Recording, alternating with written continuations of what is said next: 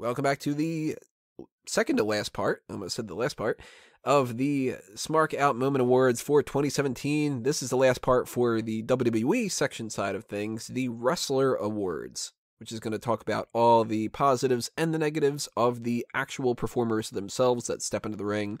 And we are going to start things off with the best and the worst newcomer of the year. And this could be a couple different things. We've got one person who came straight up to the main roster this year. We had a couple that were very new, just brought right into NXT, you know, your Undisputed Eras and Ruby Riots and such like that. We got some people from the United Kingdom tournament. All those guys were new. And we've got the Mae Young Classic tournament women. So a big list of options here. So there could be a wide variety of options here for the choices. But I don't think necessarily we're going to agree on some of these. And I think that one of them that probably most people aren't going to agree with me on. My worst newcomer of the year was Mike Kanellis. I think that this dude had too much given to him and stunk up the joint. And when it comes to like the tournament people, some of them only had one match, and I can't really crap on them too much. Like I wasn't impressed with like Nicole Savoy really or whatever, or Reina Gonzalez or whatever, but they didn't get that much of a spotlight. Mike Kanellis, he should have essentially been a mid-carder, and he just crapped it all up. I don't think that he accomplished a damn thing. So he is my, without a doubt, worst newcomer of the year. Didn't get any kind of positives as far as I'm concerned. Sticking on the worst, Awesome though. theme. Yeah, I like the theme. It works. Can't give him credit for that. What would you guys go for? The worst newcomer of the year. Starting off their WWE career in a pretty bad way. I don't remember her name. It was one of the ones in the Mae Young tournament, the one who used to be in Dollhouse and like Marty Bell. messed up so bad that they changed the decision in the match to have her lose. Yeah, that's Marty Bell. Yeah, that's quite a story. That's got to be the worst of the year. She was a potential pick. Oh yeah, she was one of the two on my list, but I decided to agree with you, Tony, and go Mike Kanellis, just because I've seen a lot of his work in Ring of Honor and Impact Wrestling beforehand as well. So I was expecting good things, but they made the wrong decision of moving him to WWE immediately. Maria becoming pregnant, him having to deal with his drug problems as well. It's just all been such a shitstorm that's made sure that he's probably going to be released next year, I think. At the very least, he needs to go back down to NXT. Yeah, I agree. I think it was a mistake to bring him up when they did. So I got to go with Mike Kanellis also, just because of the spotlight they're giving him. You know, it's what with some of these other people haven't been featured as much.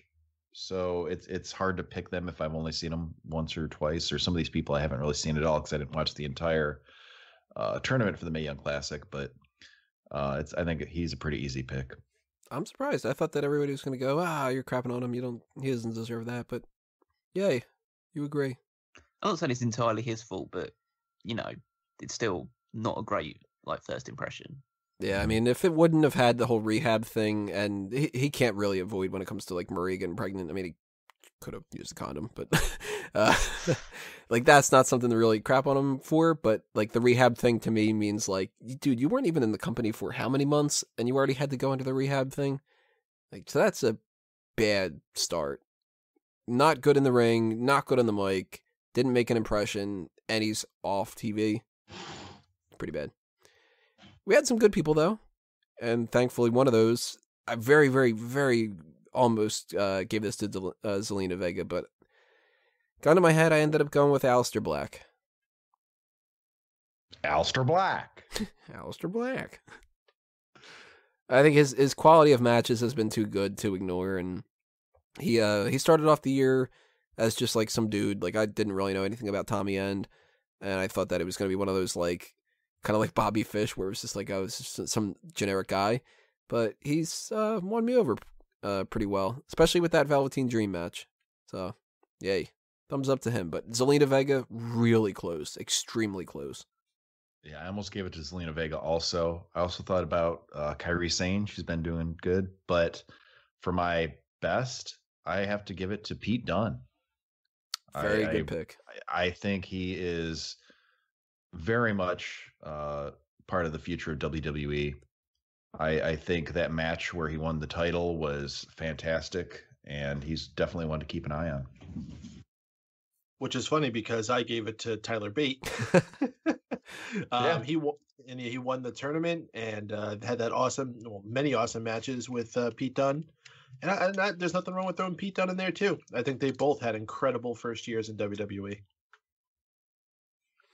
Well, I guess the three choices that I had have already been mentioned. It was between Aleister Black, Pete Dunne, and Tyler Bate, and I decided to go Pete Dunne. So my one, because I think he has the most potential to be a world champion in Triple H's new WWE. I think he sees a lot of potential in him. He's only 24 years old. He's a brilliant heel, brilliant wrestler. Looks like he could be the next William Regal, but go even further than William Regal did in WWE. But in terms of like the Mae Young Classic competitors, I want to just give a few honourable mentions to Piper Niven, Toni Storm, and Mercedes Martinez. Yeah, I thought they were three of the best. I thought they were three of the best competitors in the whole tournament, and I think hopefully they all come into WWE on a full-time basis. Shout out to like Jazzy Gabert, did a great job, and I really liked Lacey Evans more than I thought that I would this year. Like, she didn't stand out really crazy, but I was kind of surprised about that. But another one as well, Bianca Belair as well. She was fun. I think she has a lot of potential going forward, and she's already signed with NXT, so she has more of a definite future than some of the other people. I'm just waiting for the comments for everybody to go, "Why didn't you pick Adam Cole?" Not yet. He hasn't done too much enough. Then we have the main roster call up, the best and the worst, who had the best time coming up from NXT to Raw or SmackDown, and who unfortunately didn't quite pan out all that well. Actually, I'm not going to start off this one, but I have my picks. Who would you guys go with? Best or worst? Your calls. Why not? I'll tell you who's the worst. As much as I love them, the Revival have just been cursed since coming to the main roster. Yep, that was my pick. I didn't end up picking. The Revival was definitely like a good shout, but because of the injuries, I thought that was more of a mitigating circumstance for them. I went with someone who has been available for the entire time they've been on the main roster since coming out to NXT, and came up with a lot of hype, a lot of promise for maybe just slotting into the mid card and becoming a big babyface. That's Ty Dillinger. Yeah. He has gone from coming in with a little bit of hype surrounding him and then eventually getting a few opportunities at the United States Championship, but now he doesn't even feature on SmackDown. He's constantly the dark match person. Doesn't even appear on kickoff shows now. So his career is completely bottomed out. Can I be honest though? Ty Dillinger kind of sucks. I like Ty Dillinger, but I didn't expect him to go much further than where he is. Yeah, he got the 10 thing over as good as he was going to get it, and honestly, he was never going to go any further than that. I've never been huge on Ty Dillinger. I remember around Royal Rumble time, or the beginning of the year, some of you guys were really into him and excited, and I wanted to see him at the Royal Rumble, especially number 10. But I don't know. Since he's been called up, hasn't really done much for me. It's kind of fallen flat. I don't know if I'd give him the worst call up. The thing is that going through this list, a lot of them are so new that it's hard to really judge them fairly now. So like Sonya Deville, Mandy Rose, Ruby Riott, Liv Morgan, Sarah Logan, Hideo Itami.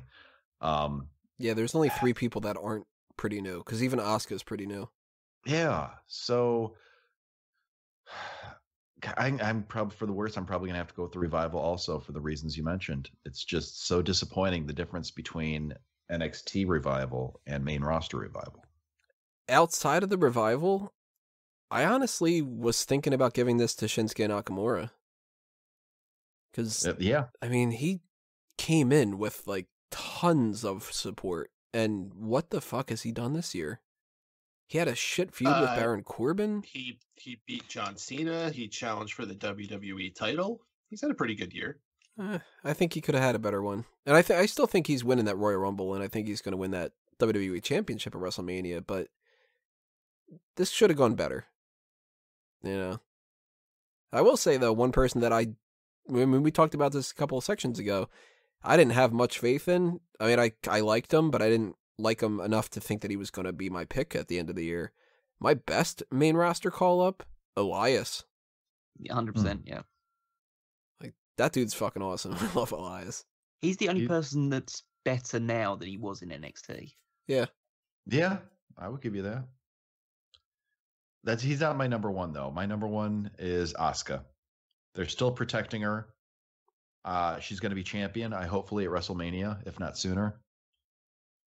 And I think she has a bright future ahead of her. Yeah, I go with Asuka as well. She stays undefeated. She's awesome. She's starting to catch on. It's taking a while. I don't think it's happening as fast as they would have hoped for it to, but people are starting to see what's great about her. And we got another new category for this year, the best and the worst on-screen couple, which is not a tag team necessarily. It's the actual, like... But it can be. I mean, it can be if they were a tag Billy and team. Chuck. If it was a extenuating circumstance like that, but it's more along the lines of the whole, like, Cedric Alexander and Alicia Fox type of thing and stuff like that. But we had a couple of different options going on for this, and I mentioned this earlier, and I think that it continues on, and it's going to continue on a little bit later, too. My worst on-screen couple for this year was Mike and Maria Kanellis, because that whole gimmick was completely revolved around them getting over as a couple, and I don't think that it worked. So at that point, it's like, you got like Noam Dar and Alicia Fox. I could see people picking that, but he had something ahead of time. She had something on the side, kind of. Mike and Maria, that was it, and it didn't go anywhere.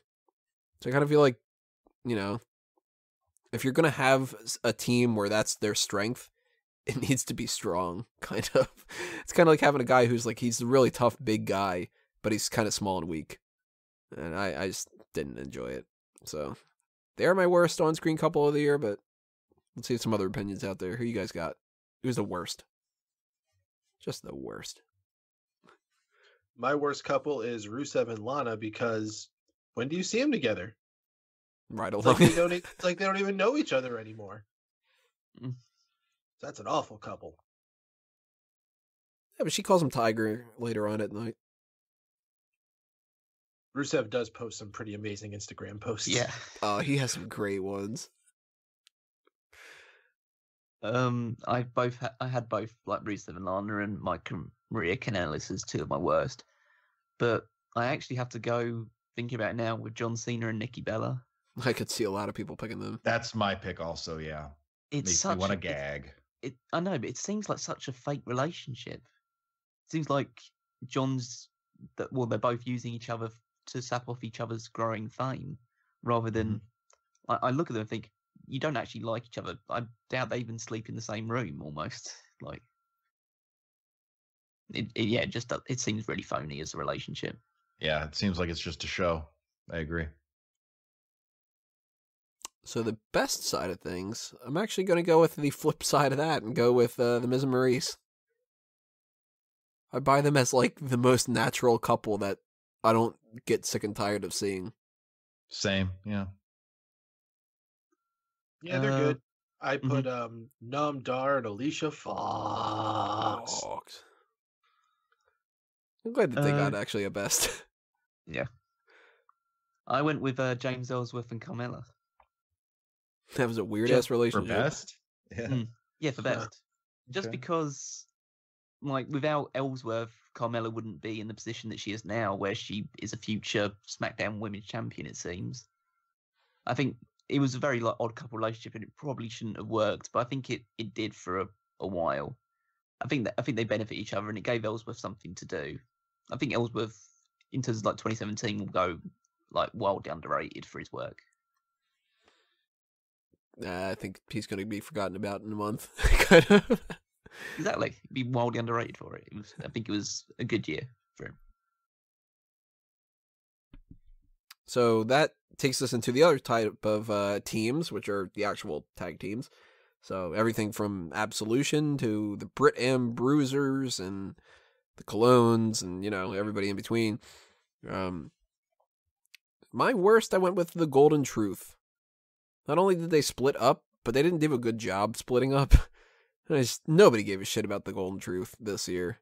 The very beginning of that, whenever that happened in 2015 or something, there was maybe a little bit of this could be kind of fun, and it wasn't. 2017, it was just why are these two still teaming together? I really didn't like a lot of different tag teams this year, like the Welcoming Committee, and I've never liked TM61, but Golden Truth, that breakup just, they're the worst. And it happened at the same time as a bunch of other tag teams breaking up, I remember. Yeah. Mhm. It was the same week as Enzo and Cass broke up, and I think the American Alpha broke up at the same time. I think it might have been around the time that Jericho broke up, too. Or maybe that's what the other one was. Because it was the beginning of the year, I'm pretty sure. No, it was around about the summertime that they broke up. Oh, really? Oh, shit. I don't know. It was Yeah. fucking forgettable.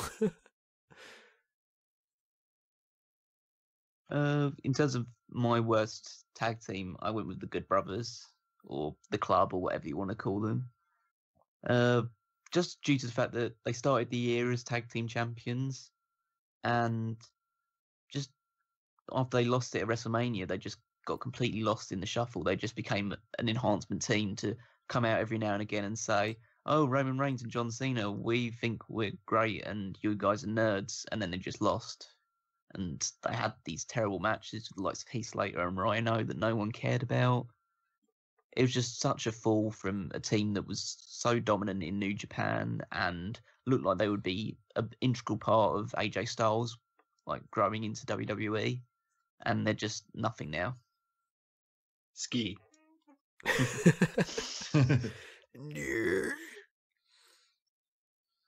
They have that. That means that they're not the worst. It means they are the worst. They put that on a shirt. You can sell it. It's good. I swear, though, if you end up picking the Singh brothers, Callum has the best. Who else has their worst?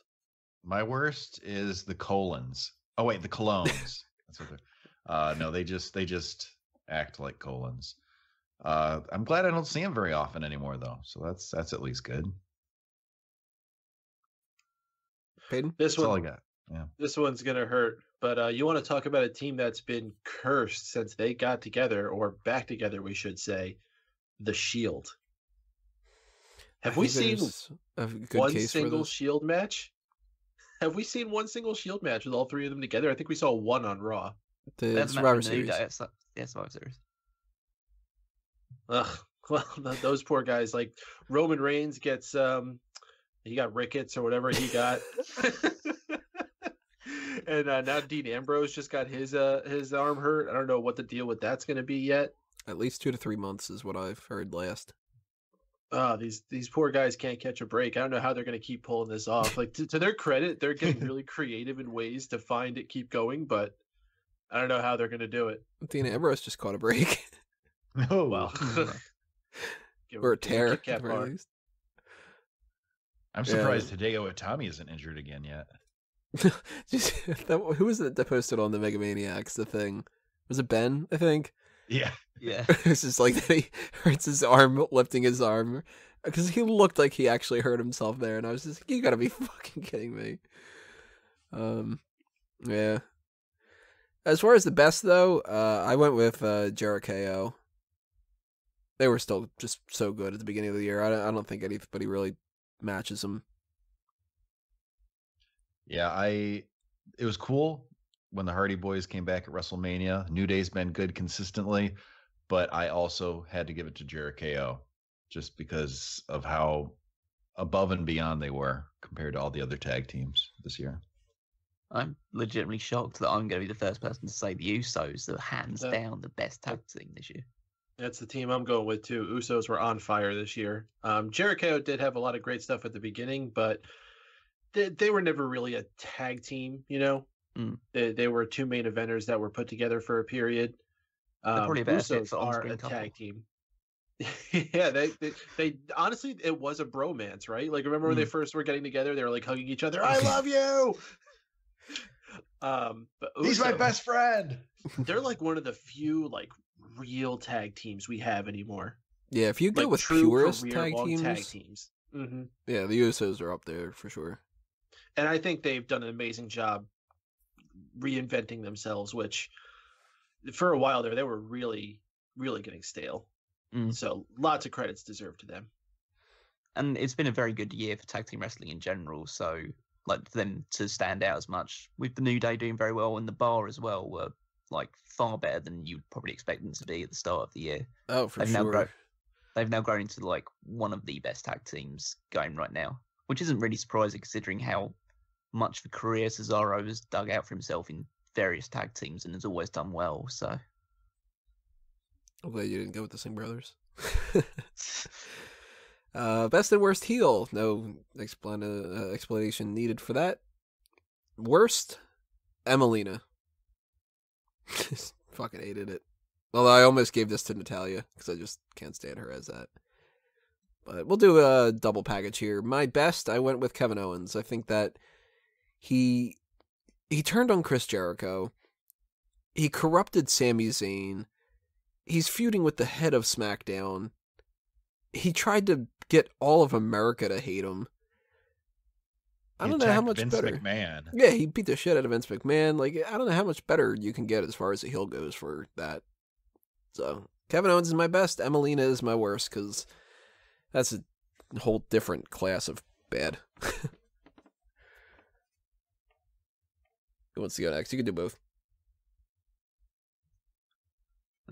I'll echo you in saying that the best is Kevin Owens, just because unlike a lot of heels, I'd say like the Miz as an example, when he knows he's getting actively cheered because he's just that good, he always just tries to turn the crowd off immediately. Whereas the Miz has started to almost revel in the fans getting behind him when he's going off on Roman Reigns or John Cena or whoever. Kevin Owens just wants to shut them down immediately and say, no, this is all about me. Don't you dare react to this stuff. So I think he's very good in that role. Worst is difficult because like sometimes you want to go with someone who's supposed to be a heel but isn't actually getting that sort of reaction that they want. So someone like Asuka maybe, because she was supposed to be portrayed as a heel, it seemed, for a lot of her final months in NXT, and she was just kept getting cheered and she couldn't do anything to prevent that. But I'm just going with someone who I think is just bad in general and is a heel, and that's Bray Wyatt. Just really disappointed with him entirely this year. And the parts where he did look like he was going to go good, going to go well for him, was when I thought he was going to be almost the babyface in the Randy Orton feud. Thought maybe they could have explored that a little bit more. But in his role as a heel, he's just completely ineffectual now, and I just don't really buy into anything that he says. I am going to echo what you guys said for the best heel, Kevin Owens. And I believe I probably said that last year also, and I'll probably say it next year unless things change. But Kevin Owens is just kind of the golden standard for heel right now in the company for a lot of the reasons you mentioned. And for the worst, I'd have to say Baron Corbin, because it just bores me. Like heels with a heel, you want to see them get beaten up and get their comeuppance. And with Baron, it's just just like, when is his match going to be over right now? I used to like him on NXT. Corbin. Right? Am I right? More like Baron Corbin. Jesus. So yeah, Corbin, I'd say. I think he has potential, though. I think they can turn him around. I just don't like what they're doing with him now. I kind of think Turn he needs him to around out the door. Yeah, right. I kind of think he needs to be in a tag team. The Lone Wolf in a tag team. Yeah, the Lone Wolves. Mm-hmm. What about you, Paden? Best and worst heel? Worst. You guys got a lot of good suggestions, but I can't believe I'm the only one who's going to say the person who was WWE champion for almost half of this year was supposed to be a heel, and by the end of it was getting zero reaction. Yeah. Absolutely zero reaction. That's, of course, Jinder Mahal. I thought you were going to go Randy Orton. Yeah, Jinder was just a major flop, and I really I was probably more behind giving him a chance than anybody, and I love the memes, and it was all a good time. But when it comes down to it, the guy didn't move the needle in any direction, and it was a big failure. And it's a shame because we've seen, even in this day and age, you could even still pull off the evil foreigner if you really want to do it right. Look at Rusev. Everyone loved Rusev. Still loves Rusev. Jinder wasn't doing it, and how you can like make fun of Shinsuke Nakamura and the way he talks and the way he looks, and then accuse the audience of being jingoistic. That just is such a terrible way to go about things. Yeah, Jinder Mahal for worst. As far as best heel, pardon. Best heel. I know where you're going with this one. My number 2 guess. Enzo Amore. Yep. The He guy is, has such legitimate heat. Just so good at what he was doing when he was doing it. I mean, if you look at the way that Enzo is, he's probably the only heel that anybody that's in the crowd that has a kid, they'll point to them and go, "Don't be like that." Like, you know? It's one thing to be like, "Oh, that's Braun Strowman, he's beating people up. Hey, you know, it's not good to beat people up, right? Yeah, but he's kind of fun, isn't it?" It's like, Enzo is just like, no. You're grounded. He almost got it for me. Kevin Owens just pretty much beat him out just by a little narrow margin. Babyface, opposite side of the spectrum here. Obviously the best and worst heroes. My best, I went with AJ Styles, but I came very close to giving this to Johnny Gargano. I really think that he doesn't get enough credit as he should. My worst... I'll give him the credit will? then instead. Yeah, I'll give him the credit instead then, because he's my choice for the best one. You know, yeah, let's go with all that then. Yeah, go with it. Okay. I just think his size plays into that a lot because he's always an underdog in his matches. His offense is very explosive. He's very good at selling. His comebacks are always very good. I think AJ Styles overall is a better wrestler, and obviously because he's a babyface, but he doesn't really demonstrate a lot of babyface qualities. He's just beloved by the audience, whereas Johnny Gargano is just like a pure white meat babyface, but he's so good in the ring that people actually want to get behind him, as opposed to someone else who would take on the same role but isn't quite as, like, doesn't connect with the crowd in the same way. Let's keep up the best going on here. Calen? Michael Palin. I really, really, really wanted to give my best to John Cena because he's the perennial babyface. He's one of my favorites, even though he's a part-timer, even though a lot of people hate on him. But I have to agree, AJ Styles, I forget which one he said it, AJ Styles, he's been just so solid this year. And I especially like him now that he's a babyface, and the crowd, because the crowd wants to cheer this guy. And so I think he's been, especially after beating Jinder for the title, you got to give it to AJ Styles. Paden, who you got? For my best babyface, I have to give it to the act of the New Day. I was like, wait a minute for something else. What is the pancake thing? I've been trying to ask people, and nobody seems to really know where this came from. Was it just like pancakes are good, so eat pancakes? Yeah. I wasn't aware it needed more explanation. I mean, I'm cool with that, but I was always just kind of like, I don't know if I missed like a promo or something like that where they were like trying to argue whether pancakes were better than waffles or French toast or something like that, because I think I'm a little bit slightly more of a French toast guy more than often, but you give me some pancakes, I'm going to fucking cheer for you. It's a New Day pancake. You haven't heard of the New Day pancake? Look it up on Urban Dictionary. The worst baby faces of the year. I'm just going to move past that. I don't really know who I can pick between these, so one of you guys might have to sway my vote, but I have it down between either Dana Brooke or Aaliyah. Bet you didn't know that they were baby faces. Yeah, I didn't pick either of them, so you're not going to get any swaying from me in that No. regard. Yeah, I don't know either of them. Yeah, that's the other thing. I bet you don't know, bet you also don't care that they're baby faces. Mm-hmm. I'll start off. I went with, well, I had a choice between two as well. I was thinking Jason Jordan. Just along the lines of, I don't buy into this rhetoric that's coming out now that it was always the intention to turn him heel as a spoiled brat. I think they generally wanted to get him over, at least initially as a babyface, and it didn't work in the slightest at all. There wasn't for 1 second he was bought as a babyface. So even if the plan was to turn him heel, they fucked up the start point, which was to make him a babyface to begin with. But then I'll actually end up going with Kalisto, because they've tried to make him a single star for the past 2 years, and no one cares about him at all. He's just... There are two other Miles wrestlers in WWE, Lindsay Dorado and Grand Metalik, that are both better in the ring, far more consistent, and have far more potential in terms of merchandising and other aspects of their careers that just far surpass Kalisto. But for some reason, they just like, I'm still here too. Yeah, but he's the faceless one, so I don't really count that as a Miles.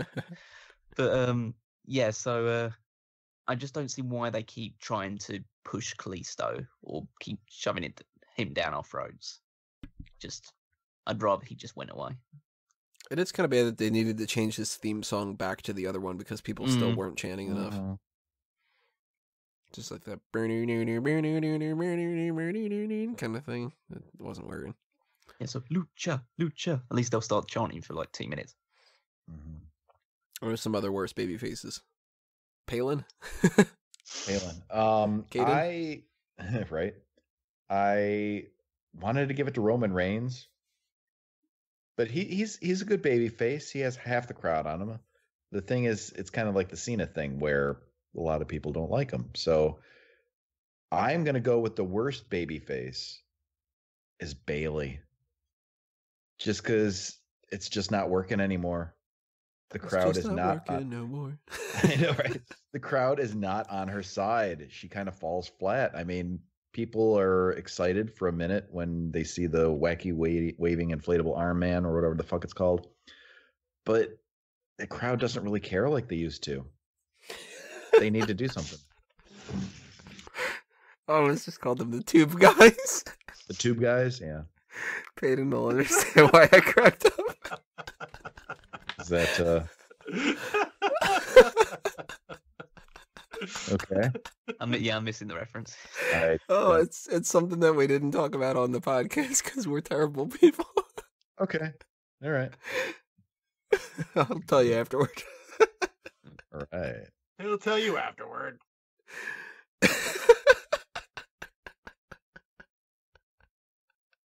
I think one of us may have to take over hosting duties now. Yes. All right, let me wipe a tear from my eye real quick. So, Paden, who's your worst babyface? Yeah, for the most part.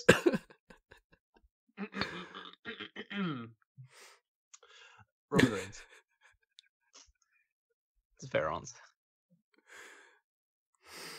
Alrighty, so the best and the worst female superstar. Alright, I'll collect myself for a second here. Jesus. Obviously, best and the worst female superstar can be anybody on the main roster or the NXT roster, and technically you can bring in the people from the Mae Young Classic if you want to. You don't need to classify them if that's not the case, but I have to kind of copy and paste what I just said a minute ago about my worst baby faces. My two worst female superstars of the year for this year, because I do value more of like the amount of time versus the other stuff. I could have given it to like Marty Bell. I could have given it to, Rosa Mendez, but she didn't show up. She was just still on the payroll essentially. Same with like Eva Marie. She didn't show up at all. Summer Rae didn't show up at all, but it's Aaliyah and Dana Brooke. They're the two that if they got released, people would be like, who? Kind of, So one bad for NXT, one bad for the main roster. They're the worst as far as I'm concerned. There's some people that are fighting for that position, though, that's for sure. And you know what the hell? Let's go with this around like this. Best, I say nobody touches, even though there's a chance for one person. I think that some people are going to pick Asuka. I still think Alexa Bliss is the best. You guys got best and worst. Paden, my let's worst? go with you first. Or Calen, go for it. All right, cool. I'll just jump in here. For my worst, I'm going to say Tamina. Because what does she do? Nothing that impresses me. She's been there forever. She should be way better than she is by now. And yeah, and plus that promo. For best, I agree. Alexa Bliss, number 1. I was just thinking Iron Sheik. Alexa Bliss, number 1. Russia, number 1.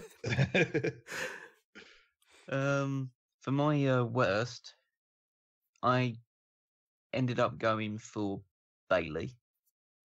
Just, even though she's technically not the worst, because you have people like Tamina that I don't think is great in the ring. Naomi, I think, is overrated. Aaliyah and Dana Brooke definitely don't have her wrestling ability, but it's just so much untapped potential. Such a huge regression to a point where she's just another person on the roster when she could have been the person. Like the person to build your division around. She was so marketable. She was so popular.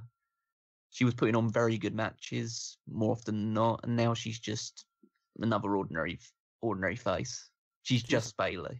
She's not a good person. She's not a bad person. She's not the person. But also shout out to Sonya Deville, because she's doing essentially Shayna Baszler's gimmick worse than Shayna Baszler ever could. So She puts her hair up though. yeah, and she squares up. I prefer circles though. Did you say your best? Oh, my best, yeah. Alexa Bliss was definitely a contender, as was Charlotte.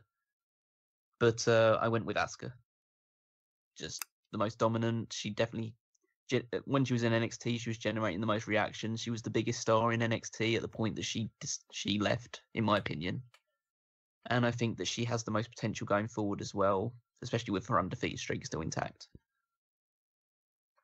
Yeah, Paden, round us out here. What do you got? For worst, I put that dollhouse chick again. Easy answer for that. And for best, Asuka. And it's only the beginning for her. She's got a good future ahead of her. At least 2018 is going to be good to Asuka. That's for sure. Unless she gets like fluke injured or some bullshit. I would say it's not ready for her, but I might offend people. Male Superstar of the Year. Same thing, but for the guys. So, obviously, UK tournament instead of the Mae Young Classic, NXT, main roster, etc. I crapped on him earlier. Mike Kanellis. He is my least favorite for the most part. And my favorite, though, I really liked a couple of people here, and, you know, I'm okay with people giving credit to, like, The Miz, or Gargano, or Styles, or Owens, or, you know, a lot of different people here and there, but I gotta say my favorite guy on the roster this year was Braun Strowman. He was just entertaining as hell, everything that he's done. And I really did not expect that going into 2017. So, let's snake around the opposite way. Paden, who you got? Best and worst male superstar of the year. I think I misunderstood this because I saw a male superstar and I put for best star Special Delivery Jones. And then the delivery guys that kept giving the packages to Alicia Fox. Mm-hmm. No, for best I also put Braun Strowman. The guy is just incredible this year. From the first moment he started beating up Roman Reigns, all the random lines he shouted. Anytime he talks, it just seems like it reverberates through the room. It's so booming, and he's really a throwback to a time when all the wrestlers seemed larger than life, and now like that term gets overused. I mean, people say that for John Cena, and the guy's like 6'2", like he's not that tall. So Braun's a really refreshing thing to have this day and age. The worst, God, I don't know if I've ever seen such a sad performance as I have. That when I saw Buddy Murphy come out by himself. He's definitely on that shit list. Yeah, holy hell, that was bad. So yeah, I'm gonna go ahead and throw him the nod for that. I tell you what, though, I like Buddy Murphy more than Wesley Blake. It's a narrow margin, but Wesley Blake, he's the one that knocked up Sarah from Tough Enough, and those two need to team up again, but they need to team up on the Indies. They need to get released. I lost track. Who's next? I'll go. There were a lot of options for me for the best. Braun Strowman was definitely up there. Samoa Joe, I thought, had a fantastic 2017, and I'm hoping 2018 will just be like better for him. In the end, it came down to two for me. It was between AJ Styles or Roman Reigns, and probably going with the unpopular opinion here, but I went with Roman Reigns. Oh, I thought you were going to say Epico. No, it's Samir Singh was the. I still don't know which one's which. I just think as a big match performer, he, like with Styles, he had a fantastic year and definitely carried SmackDown for a lot of it. But I think his feud with Kevin Owens left a lot to be desired. And I think even his run with the United States Championship really wasn't that great. Whereas Roman Reigns has been consistently putting on great matches with the likes of Braun Strowman. He was involved in that big Fatal 4-Way match. I think his match with The Miz recently for the Intercontinental Championship was very good. I'm very happy that he's holding the Intercontinental Championship right now. I think he carried The Undertaker to a good match at WrestleMania. It definitely wasn't one of The Undertaker's epic matches there, but I think he got the best out of Undertaker that he possibly could at that stage, his stage in his career. And I think he goes wildly underrated for a lot of his stuff, so I've decided to give him this accolade. And worst, and it will be for as long as he's still part of the WWE, is Dolph Ziggler. I go against him a lot, but I just don't. He's so like broken as a character, as a wrestler. You can't have a gimmick where you say that you're the best when you're clearly not the best. You're not even in the top 10 in terms of in-ring ability. He loses every single match. He's got no value anymore. And I would be so happy if he actually has left the company. Calen? He's not broken. He's awoken. There's a couple. I'm going to start with my worst. I'm going to put, and it sucks to say this too, Jason Jordan. I think he's been such a disappointment as a singles wrestler. I don't know if I put him at the very bottom. I'm kind of split between him and Kurt Hawkins. Kurt Hawkins has not done anything for me this year. As far as the best, though, I want to go with AJ Styles. I'm not going to. He's been probably the most entertaining in the ring. Kevin Owens, I like everything he does. But overall, in and out of the ring, I have to agree with you and Mike. Braun Strowman, he is my number one superstar of the year. Now, I'll piggyback off that a little bit and say I've got the same list of male superstar of the year as I do for superstar of the year, which is encompassing both men and women. Mm-hmm. My favorite superstar of the year is Braun Strowman. Same reasons I've been before. He's the man. And yeah, on the opposite end of the spectrum, my least favorite superstar of the year ended up being Mike Kanellis, because he just botched his debut year with the company. So, yeah. So, Calen, I don't know. Yeah. Same thing. Yeah. Braun Strowman, by far the best. He is, everything he's done this year has been great. So that's an easy pick for me. Worst, I don't know. Just let's pick Jason Jordan, just because I've been picking on him lately. Paden? Yeah, best we'll keep with Braun Strowman too. The guy, this was a year of Braun. Worst, Jeff Jarrett. Fuck that guy. Callum? Worst is Dolph Ziggler. And of course, again, it probably will be. But best for me, if I were to say like 2017 was the year of somebody, I'd say, even though I gave Roman Reigns best for male superstar, if I say 2017 is the year of someone, it's the year of Braun Strowman. So I'll give Braun Strowman superstar of the year. I do think that there's an argument to be made that if you're going to pick a woman for this, that Asuka could get Superstar of the Year. Yeah, I think, yeah, she would be high up there. But as well. It's Braun. Braun. So that means we are done the WWE section of this whole thing, so we just have to round things out in the next part, which is the Smack Talk Awards, which is actually going to be the last Smack Talk Awards that we are going to do. A little bit more on that in the next part. See you there. Cliffhanger, no! We're not finished with you! Bye.